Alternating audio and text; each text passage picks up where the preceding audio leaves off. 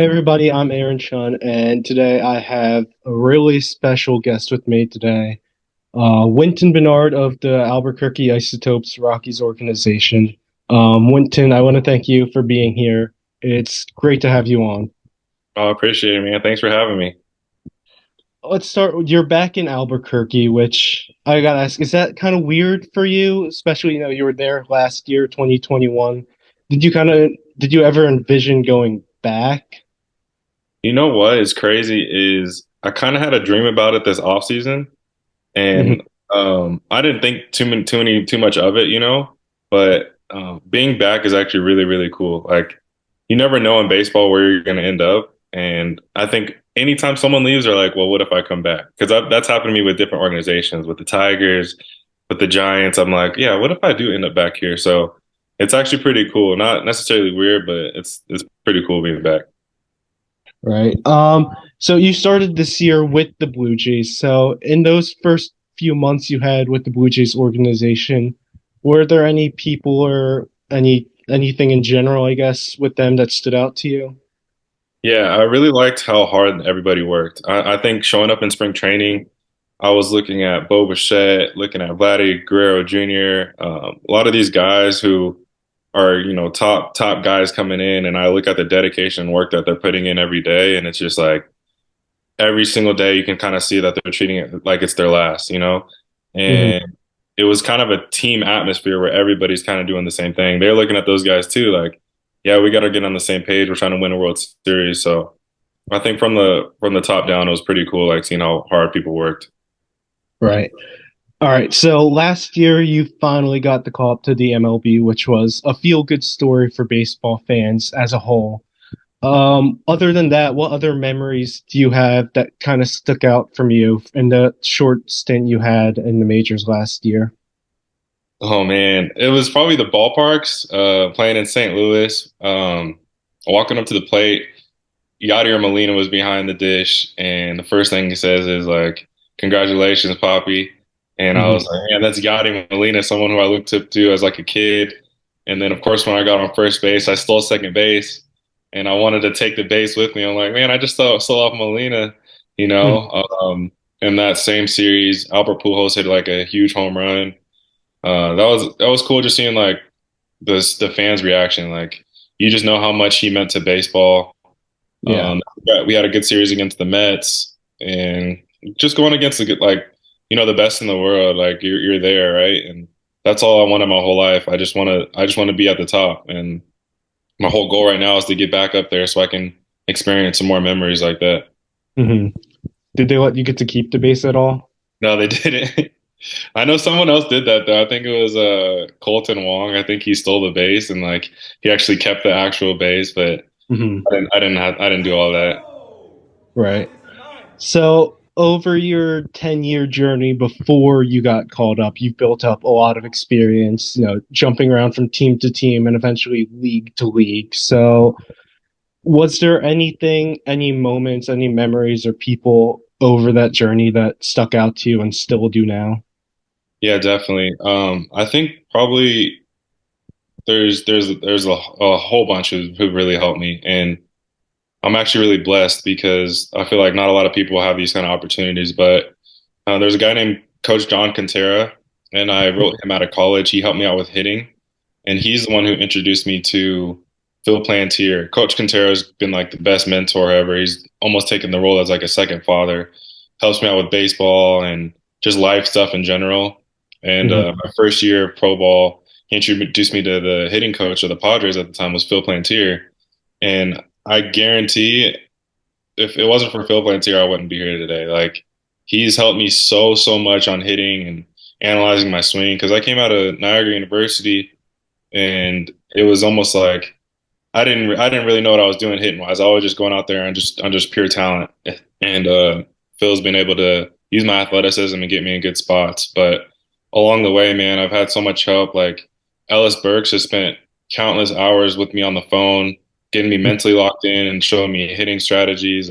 David Justice, I mean, hours upon hours, just like giving me all the tools. And they always say, and which is pretty cool, is like they just want to pass it down to younger players. And so my whole goal is like to pass it around to everybody I know too, because a lot of these people have helped me. So yeah, Right. there's been a lot of people along the way. I mean, there's so many to name. Like Kenny Lofton's helped me. Ken Griffey Jr.'s helped me over the phone. Some of these greats who you're like, these are the guys I look up to. These are my role models. They're all helping me out. So eventually, as you started playing more and more in the minor leagues, you start playing alongside guys who are younger than you, like the team's top prospects and such. Did you feel you could still learn things from them? And if you did, what kind of things did you learn? Yeah, definitely. I think baseball is a game where you don't know everything. And the moment you start telling yourself that I know everything, that's when you start learning, right? So some of these top prospects have been so good at hitting or good on the field. And so I'm always like trying to look over and pick people's brains. I think there's a misconception if you're a veteran guy, you're done learning or you're done growing, but it couldn't be more from the opposite. And I actually credit like some of the guys that I've been around. I mean, even talking to Bo Bichette this spring training, I was like looking at like how he coiled his hip, and we talked about it after a batting round. It was like some stuff I've never even heard before. So it's pretty cool, like just learning from other guys, and hopefully the game doesn't ever say that you can't learn from a younger guy, and vice versa. Like it doesn't always have to be the older guy teaching the younger guy. It can be the opposite as well. Okay, so getting on a more personal aspect, you mentioned some of the mentors you had, but one of them, of course, was your dad, Walter. So you mentioned that he had a big impact in getting you into baseball. So what did he kind of do for you that got you interested in the game? Man, it was so cool because he told us as kids like we can do whatever we want. So we got us in piano lessons, saxophone lessons. We want to play baseball. We'll play baseball. He always and my mom, they always just said like we're gonna provide every opportunity that we never had. And Mhm. so it was my turn to play baseball. Started off in Little League, and I really really liked it, man. I was playing for the Mariners, and obviously I love Ken Griffey Jr. So he would come to every single game, just no matter what. My mom was working, and as I got into middle school, high school, my dad was retired. So he was with me like every single step of the way. He would bring me to the batting cages in the morning. We'd spend hours upon hours. He didn't know how to teach anything. He would just be like, just go hit off the machine. I know it's going to get you better. And so I think we created that bond with baseball just by him being around it so much and him telling me, like, you do need to practice. Like, that's the way you're going to get better. And all those memories, like, of him with baseball, it helps me out today too because like I have him on my bat sticker or him and my mom, and I just think about all the times that we shared with baseball and we created that bond together, which is pretty cool. Mhm. I think it was a separate interview you did like a little bit before your debut or something. You mentioned that when your father passed away, you felt a bit of resentment towards the game of baseball. Do you know what the source of that resentment was to you? Yeah, it was.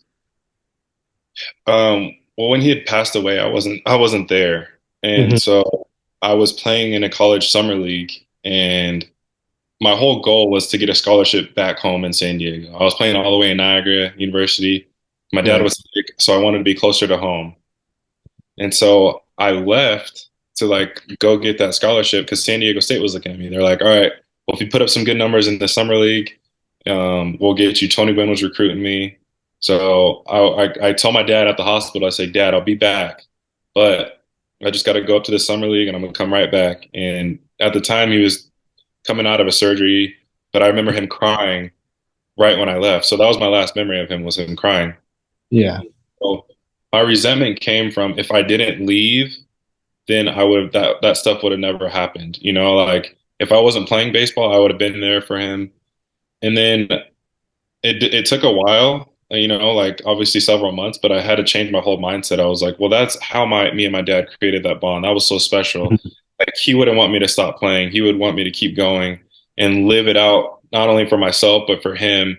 And so it took, like I said, it took a while to change that mindset. I had a terrible junior year, but after I got over it, I was really able to like get over the hump and think of it in a positive light. Right. And that was actually my next question was going to be, you mentioned that that's not what your father wants. So what kind of got you over that hump? Was there some kind of pivotal moment or Was it just over time, like you said? It was a combination of my family being there for me. And I remember my brother Wayne just being a positive influence. My brother Walter just always speaking positivity and optimism towards me. My mom just being there for me and saying, this is what your dad would have wanted, like you to keep going, keep pushing. And so I think it was kind of a team effort. And I'm blessed to have like a good, strong support system. And especially at that time, I was 19 years old where I really, really needed it. And I had a couple of my brother's friends reach out to me who I looked up to in college when he was playing college football, and they were being positive. So I think it was just, and then I was introduced to Coach Quintera, who kind of he set my hitting back to where it should be that summer, and I eventually got drafted the next year. So it was pretty crazy. Like, I went from an all-time low to kind of an all-time high up to when I got drafted in 2012. Okay, so back to the more present day last year, when Warren Schaefer announced in the clubhouse that you got called up, did you have a feeling beforehand that this was going to be it? I don't know if he called a meeting or not and then announced it. Man, it was crazy. I was taking a nap, so I was kind of out of it. I was having a really good year, and I was really hoping all the time that something good would happen. And I just kept telling myself, just be patient and focus on the moment. Because if you focus too much on it, you're just going to lose your stats. So I was still being able to do good. And I remember Warren telling me, he's like, you're going to play more, but if you want to play more, you're going to have to do this every single day. You're going to have to do really, really well. And so when that meeting came up, we had just had a meeting like an hour before that. And I remember Tim Lopes, who's brought us in. It was something about baseball wages or something. So I'm like, man, I got to get this nap in before the game.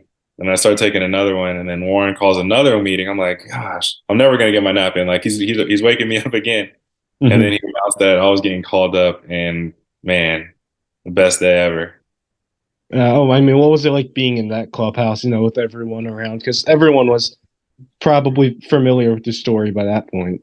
Yeah, for sure. So every single player, I mean, everybody came up and gave me a hug. Guys were clapping, guys were crying, and I know Shafe has even talked about that. You got grown men crying in the clubhouse.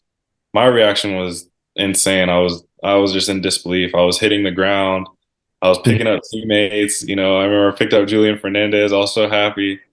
I just couldn't believe it, man. Because there's been so many times where I thought I was like really, really close, and it never happened for me. Right. And ultimately, this did happen this time. So it was pretty sweet. I mean, what's going through your head at that time, too? Oh gosh. Well, I think it was just like it didn't feel real because so many times as a kid, I mean, high school, college, you're always thinking about what's it going to be like when I first get called up to the big leagues. And so in that moment, it actually happened, and you're just kind of looking around, and I was like astonished. I'm like, man, this is really happening. And then it goes from one thing to the next. Like, am I playing tomorrow? I got to call my mom. Can my family come? Like, everybody's going to be so proud of me. I can't wait to tell everybody who am I facing tomorrow. Like Hmm. a million thoughts started coming in, and then you obviously want to thank everyone I was grateful for, right? I mean, I had Warren Schaefer, one of the best managers to date, and I know he was fighting for me to get there. And it's just like I just want to go up and just thank everybody. I have so much gratitude of all the people who've helped me. Right. Similar question, I guess, but also like, what are your thoughts when what's going through your head when you're making your MLB debut? How do you keep those emotions down throughout the entire game? Yeah, so I remember, Buddy Black, he told me, he's like, just be yourself. Phil Plantier, just like be you. Coach Quintera, just do your thing, just be you. That was kind of the common thing going in before the game. And so it was pretty cool. Like all I thought about was just being myself. And I think that kind of took all the like really, really big emotions out of it. I was really confident at the plate, in the field. I was just focusing on being in the game. Like at that point, I have nothing to lose. I'm already here, right? So why not Hmm. just give it my all? If I go 0 for 4, 4 strikeouts, I still gave it my all. So I was able to just calm down my emotions and kind of enjoy the moment with my teammates. Your first hit was that infield single. You were initially ruled out before they overturned it. In the moment, did you know you were safe? I did know I was safe. Yeah, I mean that's happened a few times in the minor leagues too, where unfortunately they don't have instant replay in the minor leagues, but you just know you hit the bag and then you can hear the ball being caught by the first baseman, and so I knew I was safe. All right. So some easier questions, I guess, to wrap things up. Who are some teammates over your career, in the minor leagues or in that, say, in the major leagues, that kind of stuck out to you the most? Oh man. All right. I'm gonna start from it's been a long time now. Hmm. Um, so the first year I got drafted was Anthony Renteria. It's Rick Renteria's son. Hmm. And I'll never forget. I was like, this is how baseball is. He got released after a year, and I created such a close bond with him. And when he got released, it felt like I got released. And so Hmm. from that moment on, I was like, you kind of have to be a man about this. You're going to create relationships, and guys are going to leave, but you got to keep going. Because the next day, it was weird. I was kind of affected by it. I didn't even feel like myself. I didn't have my boy out there with me. And then I started realizing like this happens more often than not. Um, as I'm trying to think of some more teammates. Carlos Moncrief, I played with him in 2017, and man, we were just having the best time. We weren't playing that much, and he kind of proved to me that even if you're not playing too much, you can have a chance because I think he had like 180 at bats this year. We were both like the fourth and fifth outfielders, but he was competing every single at bat. He was being the best teammate I've ever seen, and he ended up getting called up. And I was like, that's really, really inspiring. With 180 at bats, they could have chose like three other guys that are playing every day, and they Hmm. chose him, which is super, super cool. And so, I mean, playing across the world too, I made some teammates in Venezuela, Dominican, guys that like you never thought you would see again, but I played with them against or with them in the States. So Hmm. yeah, I've been fortunate to have some really good teammates. What do you like doing in your spare time on off day or in the off season? Oof, I like going to the beach. I like longboarding. I play the piano. It was pretty cool in spring training with the Blue Jays. We had a big talent show, and Hmm. I won the talent show playing the piano. So I got to keep that going just in case there's another one. Did you play like any specific songs or something that won you that title? Yeah, I started with the classical like canon and D, and then I Hmm. moved on to like some Alicia Keys, If I Ain't Got You, and then everybody loved when I play da da da da da da 1,000 Miles by Vanessa Carlton. Right. Yeah, and then I Was played some anyone Dr. Dre. singing? Yeah, everybody was singing, man. It was so cool. Like you had all the guys, and there was a panel of judges. George Springer and Brandon Belt, Chapman, and all those guys were judges, and they voted me first. And they were the guys singing, and then Manoa, he was the one who was doing the whole thing. He was like, "Yeah, just give us a little finale at the end."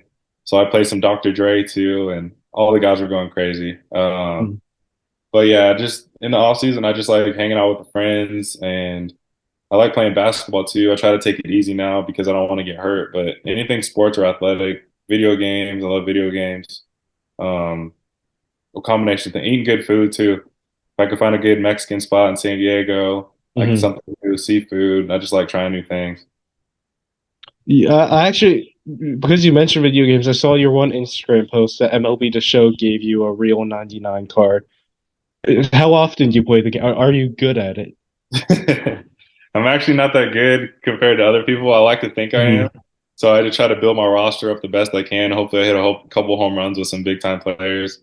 It's hard. It is hard. And I Yeah. never really played the show until probably like a couple years ago. I was more of like, when I was growing up, I used to play MLB 2K and then way Yeah. back, Ken Griffey Slugfest. So I wish I was a little bit better, but I'll play maybe a couple times a month. Sometimes I'll go for like every day for like a full straight week, and then I just won't play at all. But I'm sure I'll play more in the off season. I always have a thing during the season, or I think it messes up my timing hitting, so I try to avoid playing during the season. Yeah, I gotta ask, like, playing MLB The Show during the season, that probably feels a little weird. It does, yeah, because you're tracking the ball in a different aspect, and then you get so locked in on that, and then once the real game starts, you're thinking that's what the ball is going to be like, and it's totally different. So I try not to do it during the season as much. Hmm. What goals do you have for this year, and then just going forward overall? I think consistency is the main goal. I just want to have put together really, really good at bats. Um, I know pitchers have told me in the past, like, you're a tough out. And if I can keep that reputation of being a tough out, I think it'll take care of everything else. Obviously, I want to hit the ball as well as I can. I want to play good defense. I want to steal bases. and I've never gotten a ring anywhere in the States. And so whether it's going to be, I mean, I have to get that at some point. I was hoping I'd win a World Mhm. Series ring this year, but I think my ultimate goal is to win a World Series ring at some point. And so if I could do that, that'll be real special to me. Do they give out rings for like AAA championships, minor league championships? They So. do. They do give out rings for that. Mhm. I don't think I could do this interview without asking you about this. Almost 10 years ago, you were on Family Feud. So I gotta ask, what was that like? Oh man, that was so cool. Just meeting Steve Harvey. He was on Kings of Comedy as a kid, and if you've never seen it or anybody's never seen it, like you have to watch that VHS tape. It was one of the funniest things. Him, Bernie Mac, Cedric the Entertainer, DL Hewley. So as a kid, I always looked up to Steve Harvey, and he was always at the Steve Harvey show. He was in a couple movies, and so seeing him in person and seeing like he has a really, really cool story too. I don't think he got his first start until he was about 35 years old, and a lot of people don't know that. And just hearing his story like inspires me. And then being on the show itself, just with my family and him throwing little jabs at me and the Right. rest of the family, it was super fun, man. I'm glad we got to go on it. Because you had an afro, I think, at that time, right? And you were Yeah, recording him, right? I had a big afro, and once I figured out we were going on the show, I was like, I want to grow it because of Steve. Like as a kid, everybody knew Steve Harvey had the best like lineup in the front and the perfect afro. People used to think it was fake. It was so perfect. And Mhm. so I was like, oh, I got to grow one out for him. My last question is to people who are in the same situation you were once in, where they're working every day and just not getting any results from it, or they just feel like they're kind of stuck where they are now. What advice would you give to them, and what would you want them to learn from your story?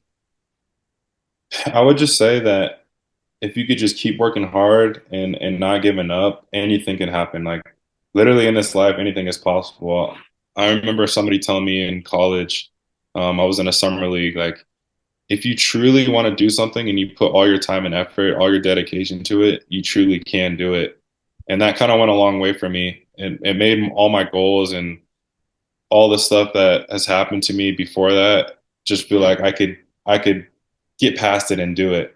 And so I would encourage everybody to just keep pushing because in life it's just going to be ups and downs all the way. And even when you're going through like a whole bunch of downs, it doesn't mean you can't ultimately get what you want. I mean, there's been 8 different years where I thought I had a good chance of making it to the major leagues, like super, super close, or like one injury away, or hey, you're supposed to make the team out of camp, or you're supposed to get called up just to be the pinch run guy.